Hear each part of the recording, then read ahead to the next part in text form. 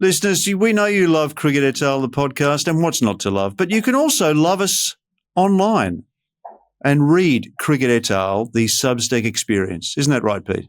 That's right. It's a podcast, a website. It's a way of life. Cricketal.com for all your cricket reading needs. It's Gideon Haig over here. Peter Lawler over here.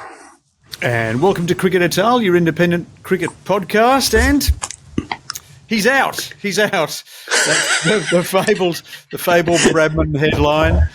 Back in the old days, you used to get news via the telex or through the shortwave on the Crystal set. Now it drops into your inbox on Cricketal, the Substack. And Peter Lawler, you've been hard at work this morning with the not entirely unexpected news in the sort of the category of kind of Pope Catholic and bear shits in woods, that Pat Cummins has been ruled out of the Perth Test match. Well, it was weeks ago, wasn't it, that Ben Horne told us that Pat Cummins was in trouble and told us that he would miss the first test. And in the weeks following, we've heard the selectors and the coaches all denounce Ben Horne and his sports science knowledge by name, I might add, by name. They have gone out of their way to take pot shots at Ben Horne and say, how come this bloke knows more than us? Well, guess what? He did know more than you because he's out. So well done, Ben Horne. You smashed that story out of the park. You were derided for a long time for even writing it, daring to write it. But it was just common sense, wasn't it? Yeah. Once Cummins had that hot spot, especially when it showed up on the second scan. Yeah. And third scan. There's sort of no avoiding this, really. Over the years, there's Cricket Australia's has played sort of ducks and drakes over injuries. But there was a degree of foreseeability about this, and I reckon that sort of been reasonably transparent. Hope has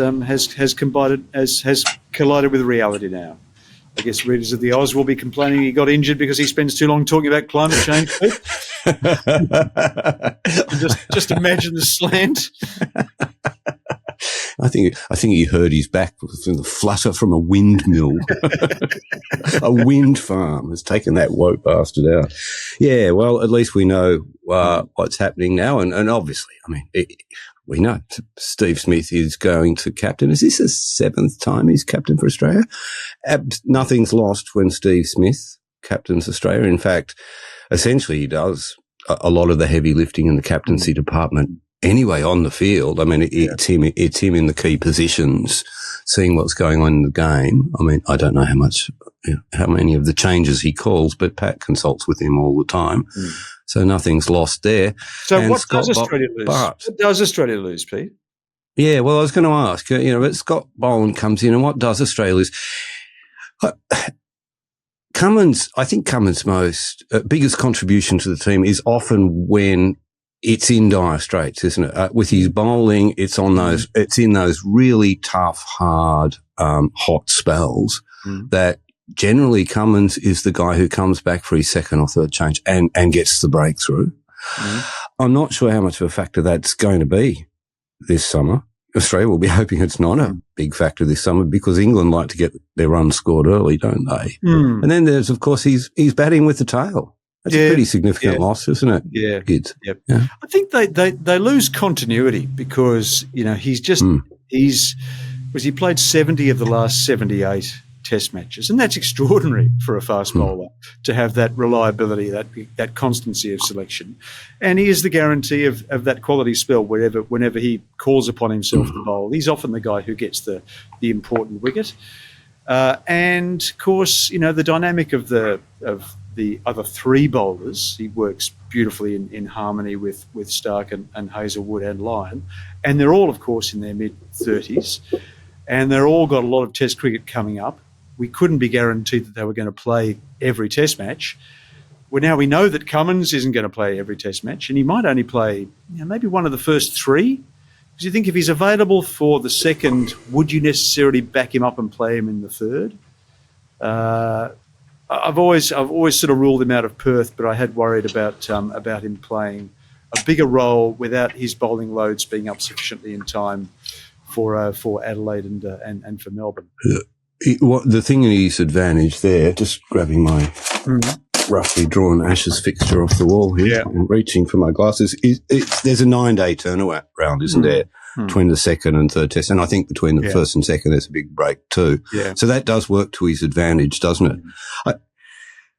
You're not losing a lot stylistically, are you, really, when you bring a Boland in for a Cummins? But you would be losing more. I mean, if Stark would be harder to replace than a Cummins in some ways. Yeah. That's not a bad point. The Stark is kind of irreplaceable. The kind of angles and the speed, he's in a class of his own.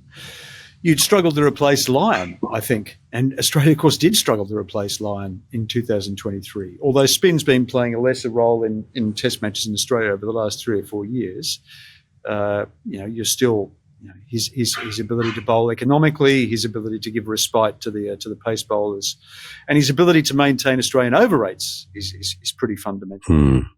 Yeah, that's correct. So anyway, and of course, I think the other thing that you lose is Cummins' relationship with McDonald, which is super tight. It's the relationship between a captain and a coach is pretty fundamental to a successful team. Obviously, the dynamic between Stokes and McCullum is a huge part of England's success over the last few years. I think the same applies to Cummins and McDonald. They're two people who have their own sort of unique simpatico.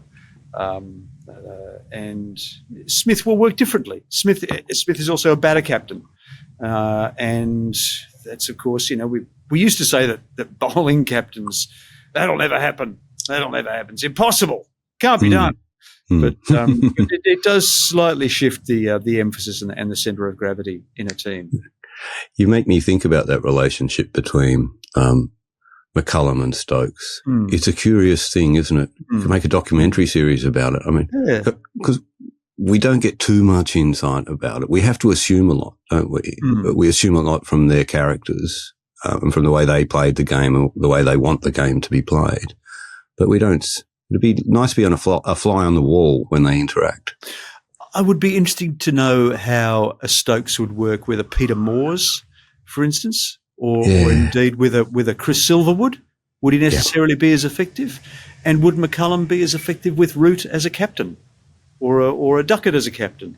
There's something about the wavelength that a coach and a captain strike that I think we kind of underestimate or overlook, or at least it allows us to find something else to write about, something else to over-intellectualise about.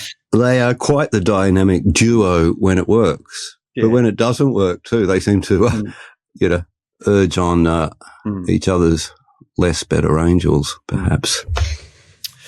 Anyway, the Ashes is to come, but Pete, you actually took in. It's over almost before it began. The Australia-India ODI series on Saturday night. What was it like? What was it like to go to a capacity crowd at the SCG? It just goes to show you, doesn't it, how cricket starved we are, that we all went into a game. I could have just as easily watched it on the TV, but that wouldn't have been right. I'm glad you asked me what it was like, because I caught the metro in from Sydenham to Central, and once I got to Central, I thought, geez, I'd caught the metro in a few months ago for the anti-immigration march, and there was definitely a different vibe at Central Station on Saturday afternoon. I mean, this sounds like a cliche, and it also almost sounds like those sort of things that the anti-immigration mobs say, but I could have been in freaking Calcutta.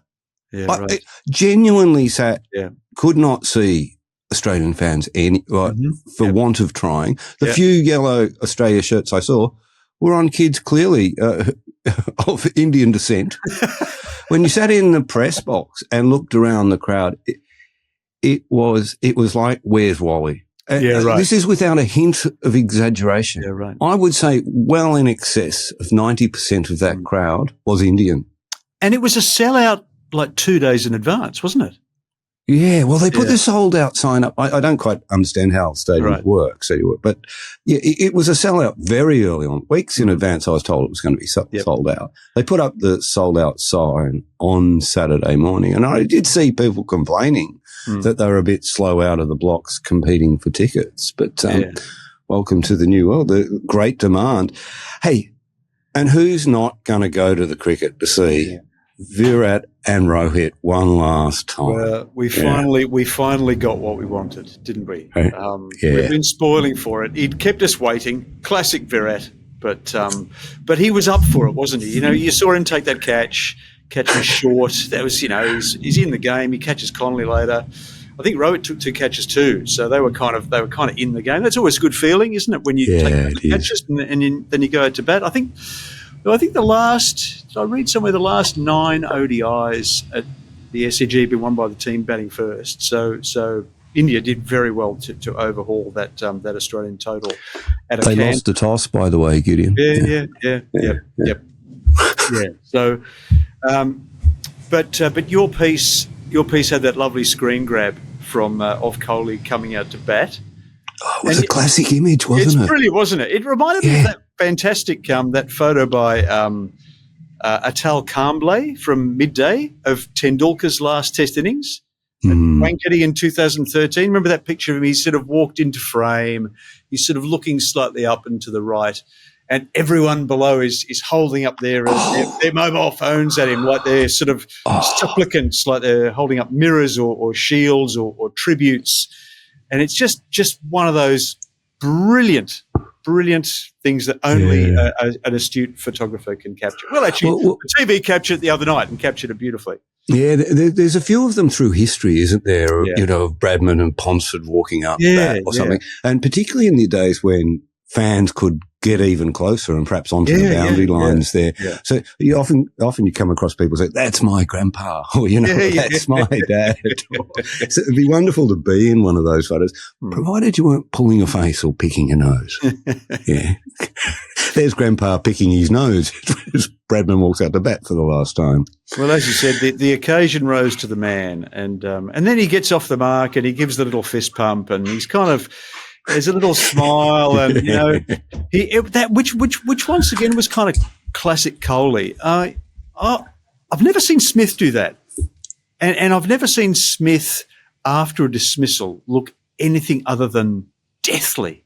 But even when Kohli got that second duck in Adelaide, he remembered to acknowledge the crowd. He's always conscious of the crowd. I don't think he plays to them, but I think he feels their enthusiasm. It carries him. It carries him along. He has always played with the crowd or attempted to use the crowd to be part of his and his team's game, hasn't he? He's the conductor of the crowd. And, of course, he was coming back to Sydney where, of course, he gave the crowd the bird back in 2011 and he hasn't forgotten that, and nor have we. No, nor have we. And in the place where actually he takes over the captaincy for that first time. But he's never had great success at the SCG. I was surprised about that, actually. I was not aware of that stat until you wrote it. Yeah, well, I approximated it by listing a few numbers here and there. Of course, the great concern was, we thought that Australia were cruising towards a very big total early in that game. They were none for 60 odd, and they were doing it pretty easily. And it's probably the best batting wicket of the 3 that they played on. Yep. And even when Renshaw got the half century, but nobody managed to go on with it. And when they were bowled out for 236, we were sitting around a table and was going, does that mean Virat can get his 100? He probably can't, can he? We're all counting the runs and ticking off the potential fairy tales. And then when India got out of the box, you thought, oh, no, he's just not going to be a little cameo at the end or rock and roll for a third duck. So were you like, was it Jack Fingleton used to say about when he and Bill Brown used to open for New South Wales, that the crowd was kind of okay with them sticking around for an hour, but then they'd start to get impatient. Yeah. Like, come on, why don't you guys get out so we can watch Bradman? But, I've done that. I feel really bad about that piece because obviously it's one of those sports writers things, particularly newspaper writers, where you've got a deadline, in particular a day-night match, where you choose your angle early. And it's Virat Kohli. And that angle's going to stand even if he makes a duck. If I've written 1,000 words and he makes a duck, it's still a valid article. Yeah, you bet. Possibly more valid. geez, Rohit deserved more recognition for that innings. Yeah.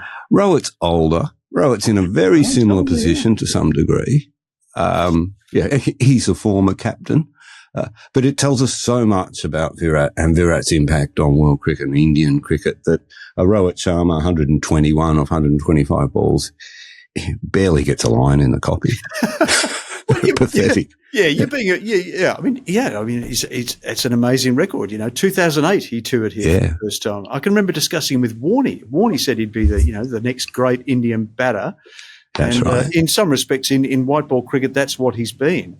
And it was another tour de force by Rohit. That sweep of his, it's a classic sweep, except it's not, because he aims for 6. He makes no effort to keep it on the ground. He's got such confidence in his timing and in his bat. I've always loved Rohit's bats. I reckon he's got the best looking bats around. Their face like kind of treated pine. They never have a mark on them. They always look immaculate. Right. They always look big at the edges. And he always gives it the full face. So you see he gives you not the opportunity to study it. He was beautiful to watch as well. But then, there's something dramatic about Kohli too. Do you remember when he Hazelwood bowled him the short one early? Yeah. And it was a good bouncer. It was moving, wasn't it, too? And it was above eye level, and he took it on, and there was a man back, and he top-edged it. It was like he believed this has got to be my night. And then he plays the beautiful straight drive off Stark, and he survives. There was an LB, wasn't there? There was an LB. It was umpire's call. And then he starts to just kind of there was a bee's dick in that LBW. The umpire did the game a favour. The umpire did the game a favour, exactly. So we could see the low cover drive off Zampa and the beautiful ramp off Ellis to win it. It was like a musician playing the hits. But getting back to Sharma, to Rohit, I mean, he's got 3 double centuries in this format. No, we should only have eyes for him. To some degree, but anyway, it was exactly what we wanted. We wanted India to have a day out with the bat, because there's just no better looking team when they're flying than that an Indian top order. I think the crowd enjoyed. The crowd, obviously, the crowd loved it. Did you see the guy in the crowd with the saxophone? I saw there was the usual Indian drummers, but there was a guy there with an actual saxophone. Oh right, yeah. I travelled to India with a girl who had a saxophone once. Okay. Right. Was she a very Hey? She couldn't play cricket. Okay, right. Hey, you'd be surprised by this. Not only did I go to the game, I went to the press conferences afterwards. Oh, tell me more. Yeah. Well, there were reasons. They weren't noble. But I was kind of interested because Matty Renshaw came down and spoke. Yep. He's an impressive bloke. A very impressive bloke. His name is circling around the place again, isn't he, as a potential test player? He's made 100 in the Shield. They pulled him out of the Shield. He's done reasonably well in these 2. He's looked good against the white ball. And now these days, white ball cricket approximates red ball cricket. And now they've put him back in the Shield because he's playing. Now they've put him back in the Shield. Yeah. And we'll talk more about the potentials later. But nice to hear him talk. I think you can get a measure of a guy by the way they do a press conference sometimes, and a measure of a person. He's in a good place. Yeah. Very interesting. Let's take a break and come back and discuss the next stage in the bat off, and of course, but first we'll talk about where the Women's World Cup is up to. Back in a moment. So what are we doing? Are we having a break, or are we talking about Women's World Cup? Break. We're going to have a break, and then we're throwing forward because that's the way we roll on Cricketal. I'm going to make a cup of tea. Right. Okay, we're back on Cricketal. Pete, the last instalment, the last stage of the round robin was a bit of a damn squib, but it was the Australia South Africa game was a remarkable tour de force from Alana King. Did you see much? Well, not a lot because I was at the SCG. Yeah. While Alana was doing all those things, but we were getting pretty excited about it. I came home and watched it, and then last night I put the replay on for Sue, who it's interesting to see a replay, a highlights reel of a game where they've only scored 93 because basically the South African singles were featuring as highlights of their innings. It's not often you see singles in a highlights reel. So halfway through it, she turned around and said, oh my God, this isn't a T20. What's going on? No, Alana King she is a great cricketer. And I mean, we say it all the time, but the extraordinary side, this Australian women's side, you would have thought maybe they just sort of be a little off the boil. They've secured their place in the semi-finals. They've won it. They've stood up to every challenge through this tournament. And when Woolvard got off to such a hot start, you thought, yeah, this might be a tough game for Australia, but enter Alana King, 7 for 18 from 7 overs, 4 for none at one stage. Yeah. And, were you watching live, Gideon? No, I wasn't, but I've caught up with the as you say, the highlights that almost aren't a highlight. And it did seem to me, I don't know, just from afar, that it wasn't only Sue who thought it was a T20 initially. So that just seemed to tackle batting as though they wanted to make some sort of statement. And the only statement that they made was that that's just not, you've got to play the ball on its merits. There are a lot of players who seem to be premeditating. After they got off to a reasonable start, they wanted to maintain that momentum, but they seemed to just queue up. They were lemmings, really, once Alana King got going. She was getting a fair bit of turn on that indoor track at times there too. Considerably more. She gets the revs on the ball, doesn't she? Yeah. Great bowler to watch. I really enjoy the way she goes about her work. And look, she's really emerging as one of the great spin bowlers of women's cricket, isn't she? I mean, she got that 5-for and a 4-for against England, I think, earlier last summer. She's a lovely bowler to watch because she's quite old fashioned. She bowls quite slowly through the air. Gives you a chance to kind of to observe the arc, to watch the batsman's sort of thoughts become conglomerated. And in Luce's case on Saturday night, she felt like she was waiting so long for the first ball to get to her. She played like 6 shots before it had got there. Yeah, there is that. It's almost like she's baiting the batter, isn't it? With the way she tosses that ball up. Hey, look, she's also pretty handy with the bat. Not that you get to see it in this tournament. The last time we saw her bat, she got that half century. And curiously, I thought she batted a little bit like her mentor, Shane Warne. I wonder if she's been watching Warnie's batting tapes.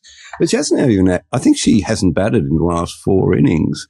But I really liked the way she went about her work in knocking up that half century when Australia were in trouble against Pakistan. And Warnie was a hugely enjoyable batter to watch, wasn't he? Yeah. He gave it a heave. He looked like your gifted clubby, and he played with a similar kind of nonchalance. He didn't it wasn't. He was out there for a good time. It's like his worst mate had parked his car at Cow Corner and he was trying to smash the windscreen half the time. So we're now into the knockout stage. The first semi is on Wednesday at Guwahati, England playing South Africa. So South Africa's got a bit of ground to make up. And then we play India at D.Y. Patil on Thursday. And I'm just having a look because it pissed with rain, didn't it, in the last game in Mumbai. But the forecast for the next couple of days is rain, but Thursday is looking okay insofar as you can rely on an Indian forecast. And that's a topic that's exercising a few minds too. The washouts in Sri Lanka. I think Pakistan had 3 washouts. Yeah. I think 5 of the 11 games were washed out. And like I said, two weren't affected by rain. That was just sheer luck because at this time of the year, you cannot play down there. People are getting pretty upset at this sort of compromise model, blaming India for it. I don't know we go round and round on that topic. That's just a state of play. India aren't going to play in Pakistan. Pakistan aren't going to play in India. You've got to work it out. But it was a poor decision to make Sri Lanka the co-host of this tournament. What were they thinking? Was there nowhere else available? Yeah, I guess the Gulf would have been available potentially, but in the end, I don't think it's made any difference to the composition of the semis. These were probably semi-finalists that you could see from space. There's been enough involving cricket in the meantime for it to make it look interesting, but it was always these 4 teams playing off, wasn't it? Well, you expected these 4 teams to play off, but at times through this tournament, I've looked at England and looked at South Africa and looked at India and thought, anyone can take them down on their day. Yeah. So if you're Pakistan sitting there and you've missed out on 3 3 opportunities. Yeah. You never know, and the same Pakistan that had Australia at 7 for 70 in their game. Yeah. But, I'm not surprised by who the finalists are. It has been a disappointing contest on that front, at least.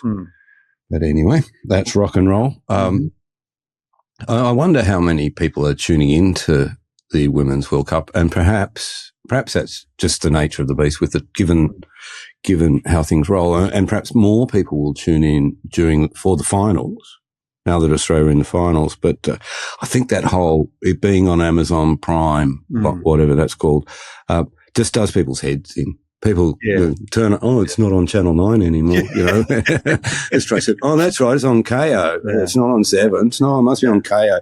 Oh, I don't know where it is. Or there's, and it's understandable too. It's not just technophobia too, that a lot of people just aren't that good at IT, download, wouldn't know how to get Amazon Prime on their smart TV.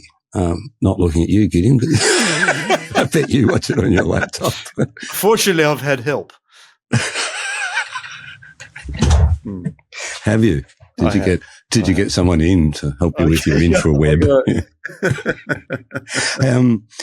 Sutherland, we talk about King's bowling. King's got 13 wickets in this at about 12.92 and a great economy rate at less than 4 runs and over. But the other key bowler probably didn't have the greatest night in that match is Sutherland, who's got 15 wickets. Staring at his notes, 13. Yeah. And an economy rate of 3.97, which is very good. Dipti Sharma's got the same number of wickets, but concedes more runs. But she's had a great tournament, Annabelle Sutherland. Well, not with the bat, ironically. She's made a huge contribution with the ball, and she's a dynamic cricketer, and she's like all the Australian players, she's taken an opportunity to impose her will on the tournament. Now, I wonder, is that one of your statistical analysis where you just ignore the 98 that she made two games ago? Yeah. But not consistently. No, you're right. It has been one outstanding innings, and should have been 100. Should have been 100. And they all have. They all had sort of 1 or 2 outstanding innings. Everyone has taken the opportunity to put their hand up. Perry made a duck tonight. Gardner and Healy have got 200s each, haven't they? Beth Mooney's got 100. They've all contributed here and now. We even see, Alana King hit a 50 when she needed to hit a 50. So what could possibly go wrong, Pete? What could possibly go wrong? Anything could happen. It's knockout cricket. That's the nature of it. Are you going to do something now, like announce that you'll walk naked around like a Lou around Richards. Como Park if Australia lose the final? Can we have that? Can we have that commitment? Row a boat on the Matthew Hayden style, like Lou Richards. Right? Perhaps we'll allow you to wear a protector to preserve your Victorian modesty. I'm really looking forward to the India Australia game, because India at home, they've got a lot to prove. They've gone 3-3 getting through the tournament. If they're not out here, it's going to be a really, really disappointing tournament for them. They have played 2 games at this venue. Australia haven't played any. Yep. Good point. I bumped into Lisa Sthalekar at the SCG the other night, so she's committed to come back on and talk us through the finals from up close and personal. She's probably on a plane today back to the finals. Yep. Excellent. We really loved having Lisa on the pod a couple of weeks ago. Looking forward to having her again. In the meantime, Pete, the latest in the bat-off. Oh, the bat-off. The bat-off. It starts again tomorrow. Where are we at? Who's your 11 today, Gideon? It's actually the same as it was last week, but recency bias suggests that we're probably going to end up picking the last guy to make runs. So if Renshaw should have to make 100 tomorrow, he'll do a lot to advance his claims. Weatherald is playing for Tasmania against Victoria at the Junction Oval, but Boland is not playing. So that confrontation between potential Test teammates won't happen. I'm liking Weatherald, but it's everything is up for grabs. Steve Smith is back. Pete is playing for New South Wales. Sam, he'll be captaining Sam Constas, and Cameron Green is set to come back, isn't he, for Western Australia against South Australia? Oh, I didn't know that. He is going to play, is he? Well done. Yeah. A bit of a hectic morning. Yeah. Mate, Constance can make 100 here, but he's not playing. And I think that's right. I think that's correct too. I'm taking his magnet off the board. Okay, all right. Okay. You can play this back if he does get picked. But the other interesting return, and it's not a batter, is Brendan Doggett, of course, returns from injury to play. Yes. And our mate Webster as well is back from injury and will play. Yeah. We probably what do Queensland do? I wonder where Renshaw will bat for Queensland. Well, I think he'll open, won't he? He'll open and Labuschagne will bat at 3. Is that what you think will happen? Yeah. I think Marnus sort of made his preferences known subtly the other night. I think it'd be quite difficult to pick him as an opener now, although I had advocated this in the past. I think it's shaping up that, you know, there's one vacancy. It's an opening vacancy. It's Kawaja's partner. It's either Weatherall or Renshaw. And the other players have kind of your Harrises and your Bancrofts and your Pattersons. They just haven't made the weight of runs that they would have hoped for at this stage of the season. Yeah, I think you're correct about that. Yeah. I think you, but we won't get all our questions answered at once because they'll pick, you know, a 13 or 14 man squad. Webster will be a part of it, so we won't know exactly how everyone's going to align. Probably won't know it until the first morning in Perth, Pete. Excellent. Plenty of opportunity to speculate mindlessly. Speculate wildly. Well, so they're playing at the Junction again, aren't they? They are. Which is, is a spicy deck this year. It's spicier, yeah. And I reckon the cricket's actually been quite good. And Victoria's got quite a tasty attack, even without Boland. So that will be a good workout for Weatherall. He batted very well against Western Australia, didn't he, in testing conditions last week. So and those runs, I think George Bailey might actually have been there, and that always that's always a help when you make 94 in front of the chairman of selectors.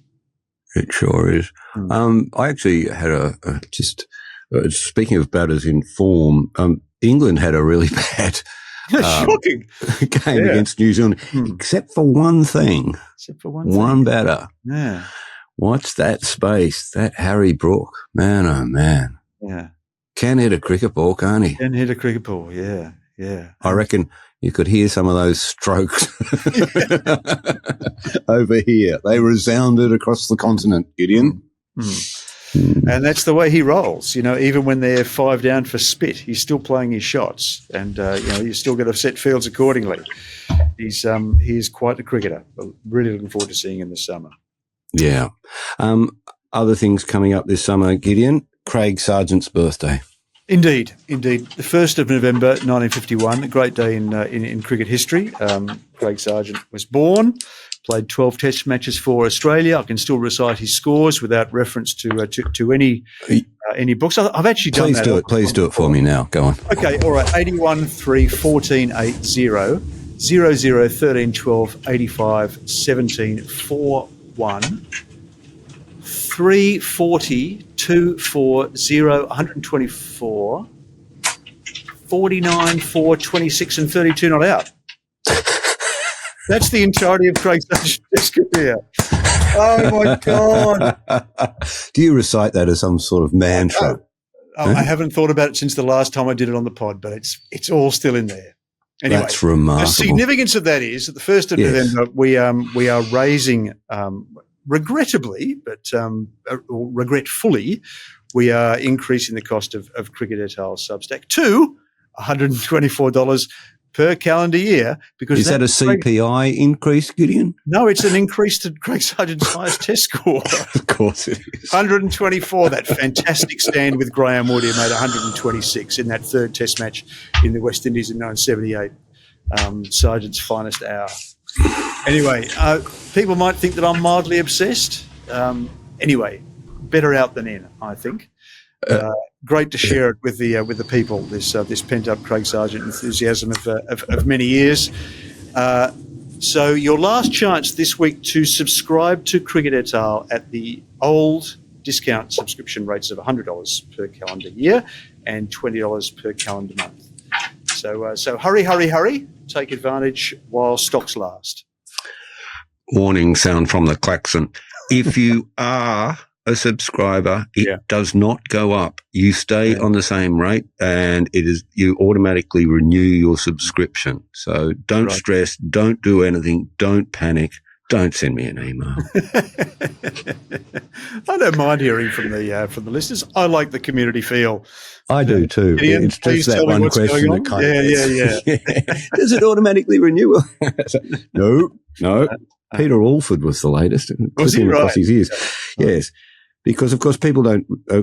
It's not obvious to everyone who listens to the podcast that we do have a website and a Substack, and that is where.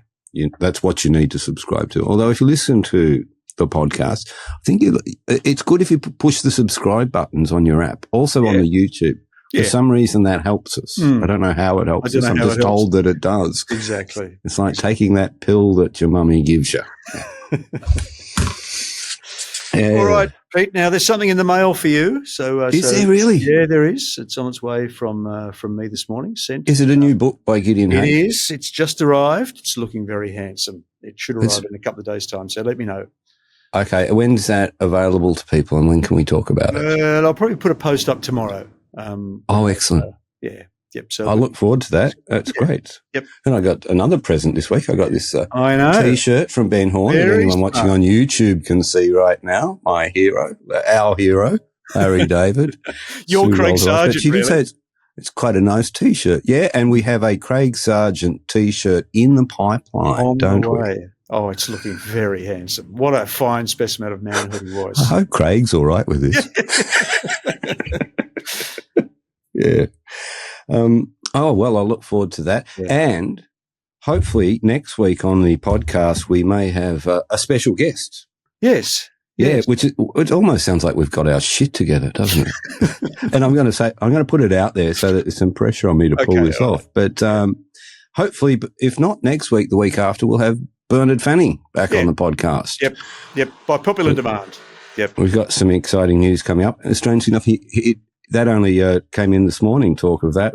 Last night, I'd actually ordered the 20th anniversary of BJ Fanning's Tea and Sympathy. Right. I really like that record a lot, actually. Probably like it more than any of the Powderfinger records on some levels. So he's done a re-recording of Watch Over Me with Casey Chambers and Peter's forgotten the name of the woman. Hang on, I'm going to go on Spotify here. You just talk, Gideon. Right, okay. Somebody else. Not many records survived their 20th anniversary. The number is vanishingly small, so that is a tribute to Tea and Sympathy. Did you? It's a good week. It's when. Featuring Casey Chambers and, of course, Claire Bowditch. Sorry, apologies to Claire Bowditch. Mm-hmm. It's a good weekend when you discover some new music, and I discovered new music over the weekend. I might be a bit slow to this. It's a band out of the States. They're just on their third album called Getting Killed. The band's name's Geese. I do enjoy when I say Spotify play this record. The lady on Spotify says, playing Getting Killed by Geese. It's a great intro to an album. I say, do it again. It's almost better. You've heard them? Yes, I have actually. Yeah.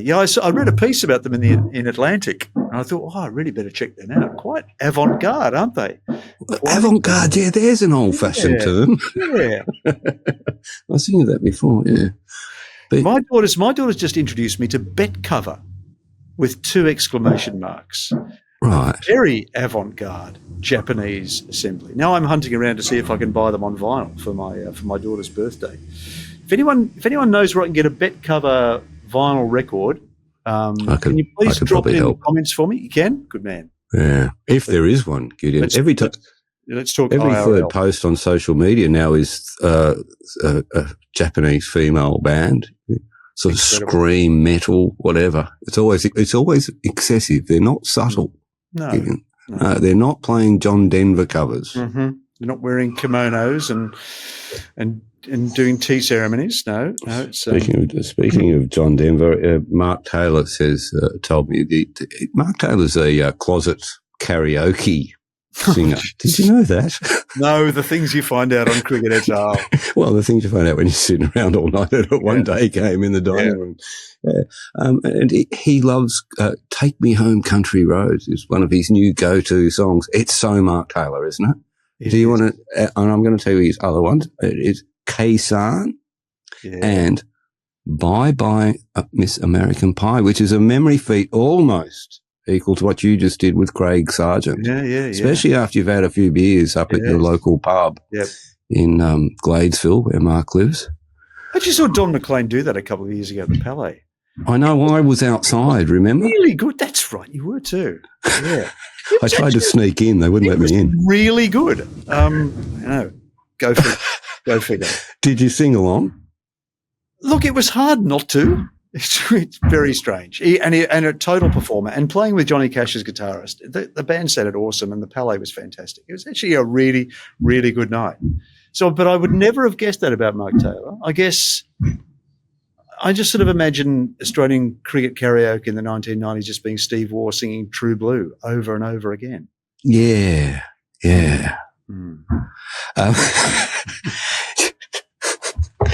Let's move on. We'll show our bias there, won't we? It's probably all we've got time for on Cricketal. Been great to have you with us. Look forward to your company next week. But in the meantime, it's goodbye from me. And it's good night from him.